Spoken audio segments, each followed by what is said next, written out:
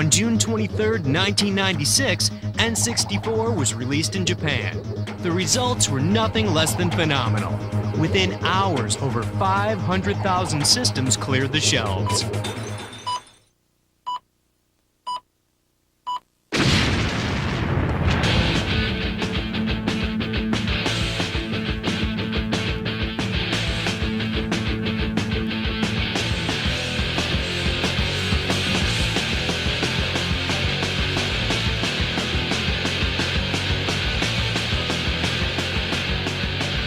On September 29th, N64 is scheduled for release in North America. The system is about to change. But before it does, we decided to invite 3 of the best gamers in the country to put it to the test. This is N64.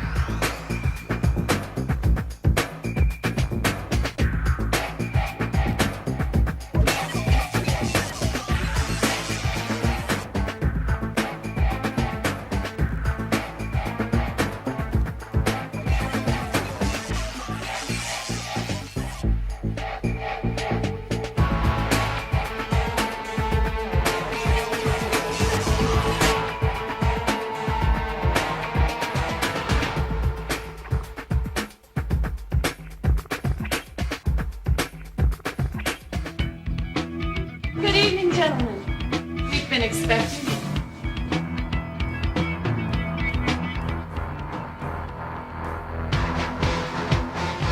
This is it, the power of N64, the driving force in the next generation of video games. With 64-bit technology, you're witness to moves and graphics that no other system can match. 360-degree viewing, 3-dimensional graphic interpretations, anti-aliasing for crisp graphics, and too many other things that are just going to blow your mind.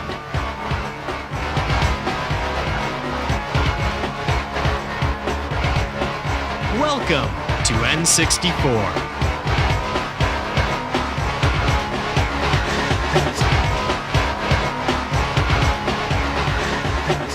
Greetings, gentlemen. Your journey begins this way, and from this way we go that way.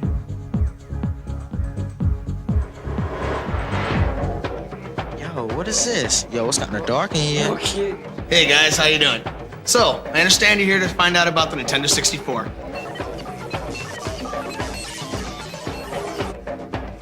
Nintendo 64, we call it that because it happens to be the world's first 64-bit hardware. Now, I could go on and on about all the technical stuff, but I think it's easier for me to explain that as I show you the game. Hello! So let me jump into the game. You notice that Mario's standing in this huge field outside of a big castle. Now, if I take the control stick and I just move it a little bit, you notice that Mario will start to tiptoe. If I move it a little bit farther, Mario will start this kind of slow walk. Crank it and he goes full-out sprint. Whip it in circles. Full 360-degree control. 360. And I'm gonna cruise up into this castle, because that's where most of the levels are. Go, little man, go. Whee.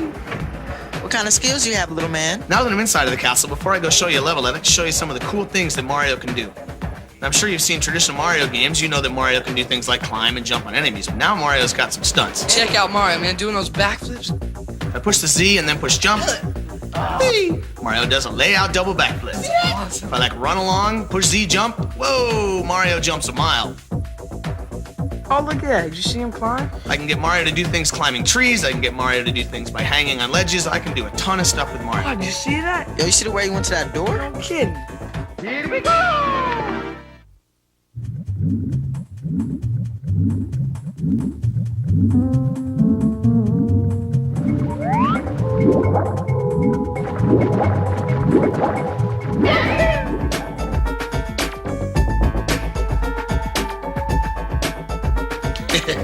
Control stick is cool. It actually allows full 360-degree control. Okay, so I'm gonna cruise along here and jump into this picture. Oops. Hey, how'd you do that? Actually, it was pretty hard. We had a bunch of R&D guys with busted heads. This level's kind of cool because there's swimming levels in the game, there's snow levels, there's other stuff. This level actually involves swimming as well as kind of some traditional platform stuff. However, now it's all happening in a 3D world. That's awesome.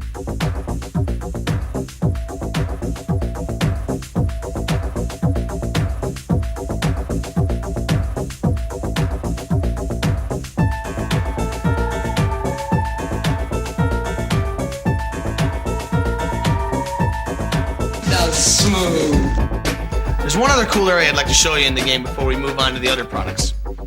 And that's Bowser.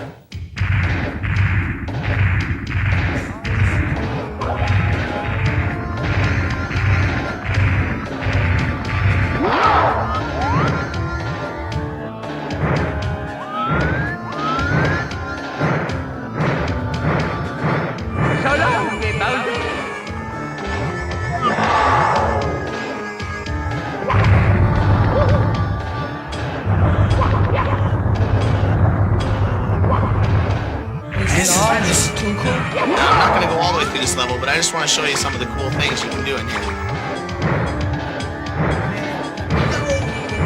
Give him a toss, man. He ain't nothing.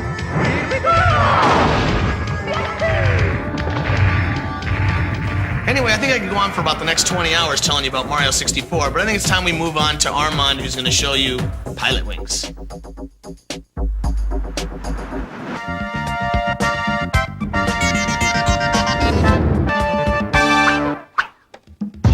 Now that you just finished playing Mario and done a crash course in Technobabble 101, it's time to talk fun.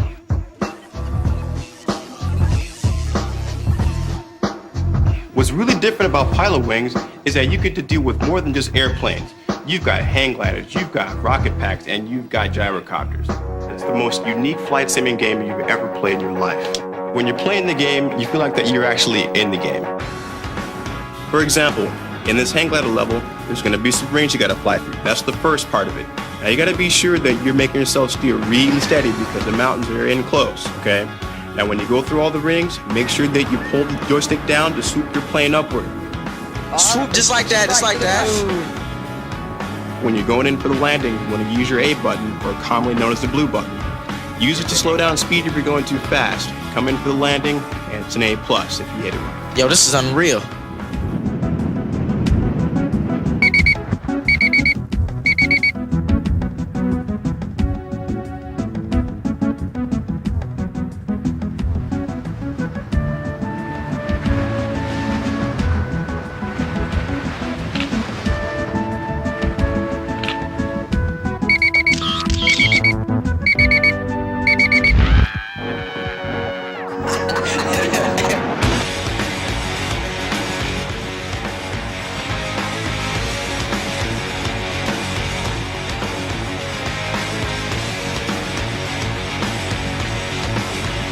When you get to the point where you think you're actually good at this game, try this.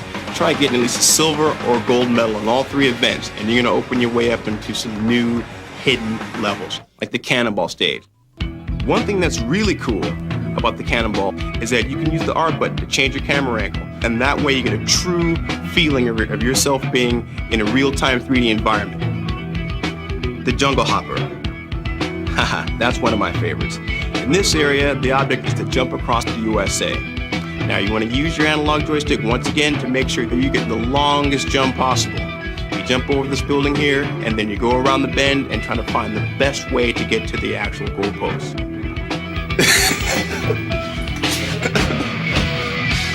You still got one more game to play. Shadows of the Empire.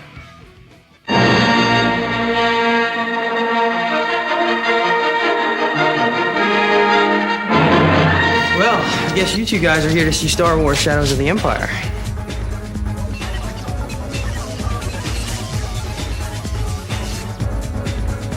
I guess I'll cut to the chase and get right to the game, which is my favorite part. One of the really unique things about Star Wars is that there are several different game types in this game, actually. You fly a snowspeeder over the ice world, you're a guy in a corridor in a maze type level. You actually fly in a spaceship. You do ride a swoop bike, which is kind of like a big speeder bike across the land. And one of the coolest parts in the game that I really like is these big walker guys.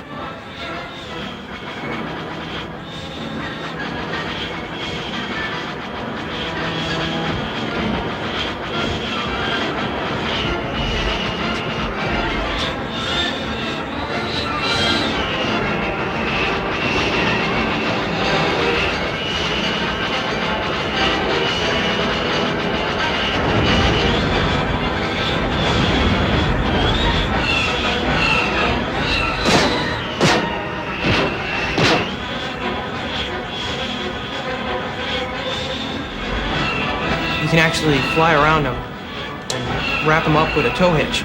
And you can circle them just like in the movie. And then you can trip them up. Love that part.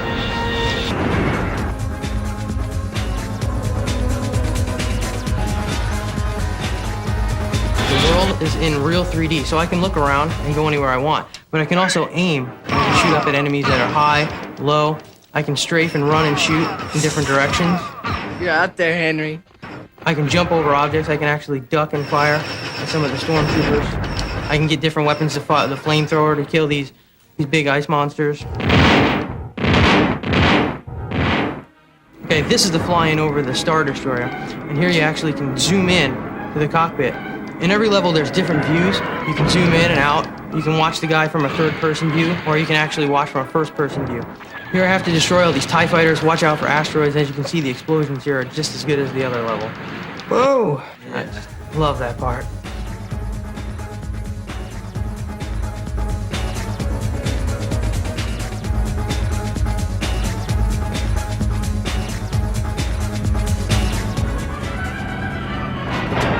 Here's the swoop bike level. See, I'm chasing this gang inside the town. See how fast it gets. I can zoom out and look in a third-person view. See, I can see all the walls. I gotta try and bump them and stop them from getting to loot. I really like how fast this level moves. It's pretty overwhelming at first when you're inside the narrow confines of the town, but you get out later on and you actually get out onto the desert and you go over the Sarlacc pits and you have to do the jumps and go through the canyon. Insane. Here I can go anywhere I want and look at things. I can search the walls and stuff and find hidden items.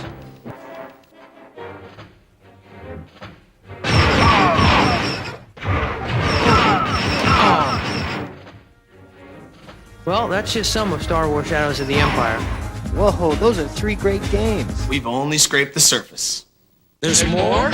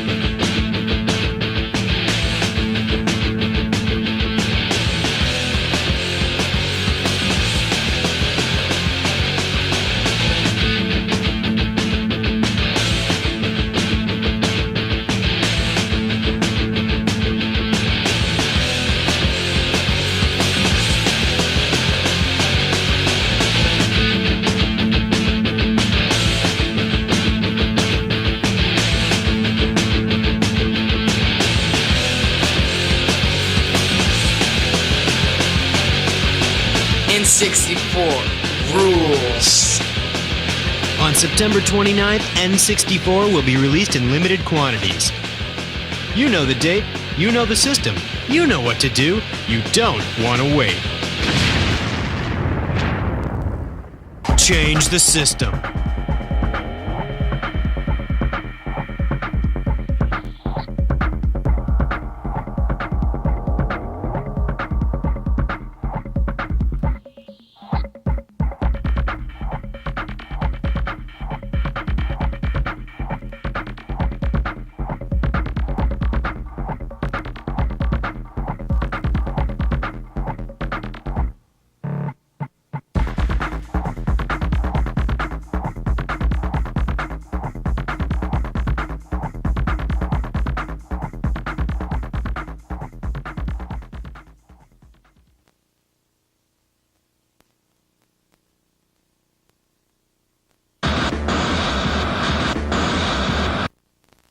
You still want more?